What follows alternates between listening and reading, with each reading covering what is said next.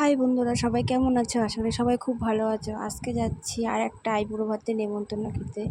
সেটা হচ্ছে আমার এক স্টুডেন্টদের বাড়িতে। তো বাড়ি থেকে বেরিয়ে গেছি আমরা, তো বেশিক্ষণ লাগে না, সামনেই আমরা বাড়িতে পৌঁছে গেছি। দেখো, এটা আমার স্টুডেন্ট। যাতে যাওয়ার পরে একটা কোল্ড ড্রিঙ্কস দিয়ে দিল। তারপরে দিদি, মানে স্টুডেন্টের মা, আমি দিদি বলে ডাকি, দিদি একটু আশীর্বাদ করে নিল আমাকে। তারপর আশীর্বাদ করে গিফট দিয়েছিল আমাকে। এ দেখো, আমার স্টুডেন্ট আমাকে আবার আশীর্বাদ করছে। খুব খুব ভালো।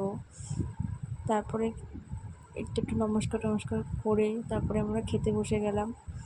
রান্না হয়েছিল তোমার 5 রকমের ভাজা, ডাল, মাছের মাথা, তারপরে বিরিয়ানি, চাটনি, পাঁপড়, দই মিষ্টি, সব কিছু।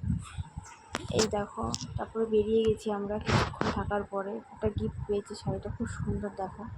তারপরে গেছিলাম রানাঘাটে সন্ধ্যাবেলা। রানাঘাট থেকে কিছু কেনাকাটা করে গেছিলাম রথের মেলায়।